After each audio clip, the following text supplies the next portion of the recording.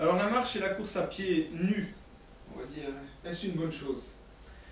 Bien, c'est une bonne chose à condition d'avoir une parfaite fonction musculaire, une bonne proprioception et un bon tissu adipeux supplémentaire.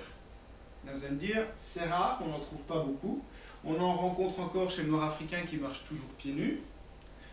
Par contre, dès le moment qu'on leur met des chaussures, on peut constater qu'en majorité, ils se retrouvent avec les mêmes défauts que nous. J'ai eu pas mal de réfugiés politiques au départ de mon activité et on me les envoyait pour défauts plantaires, pieds plats en fait, mais je les faisais marcher sur tapis roulant et à l'analyse biomécanique, je pouvais constater que le déroulement du pas était parfait. Et ce qui a pu être surprenant, c'est qu'on me les a renvoyés, donc moi je leur faisais rien, on va dire de premier abord, et 6 mois après on me les renvoyait en me disant ils ont mal au dos, il faudrait peut-être repenser à mettre des semelles. Bon, alors là c'est sûr que c'est un peu bizarre.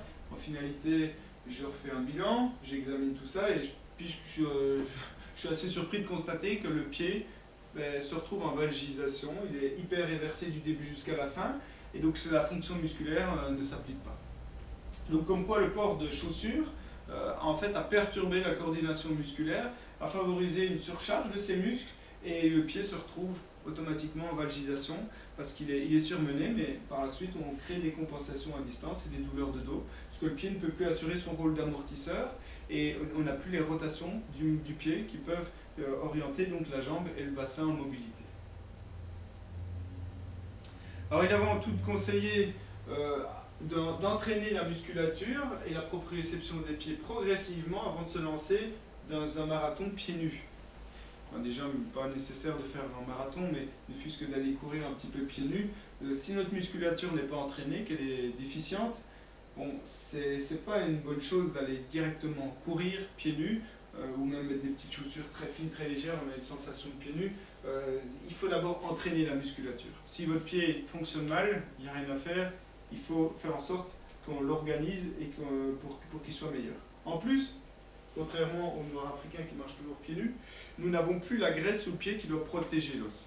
Bon, vous allez me dire, ça on peut le contrer avec la chaussure, ça c'est clair, mais c'est un entraînement dès le plus jeune âge. Quand on marche pieds nus, la peau s'épaissit, le tissu adipeux supplémentaire est plus dense, ce qui fait qu'on a un amortissement, enfin une absorption de choc plutôt, parce que l'amortisseur c'est plutôt la fonction du pied, l'absorption ce sera vraiment le pneu de voiture, on va dire, qui est la graisse qu'on doit avoir sous le pied. Donc ça, une fois qu'on ne l'a plus et qu'on a l'habitude de mettre des chaussures, il ne va pas se recréer comme ça. Donc on est souvent déficient sur ce point, alors il faut le contrer par rapport à des chaussures. Donc il faut un minimum de chaussures pour aller courir, surtout pour contrecarrer des sols très brutaux, on va dire, comme le macadam, des sols qui sont très agressifs.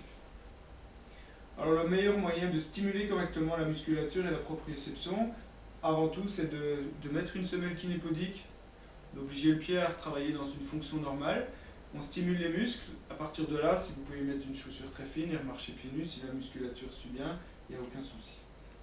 Mais tout ça doit se faire progressivement et c'est un temps de rééducation.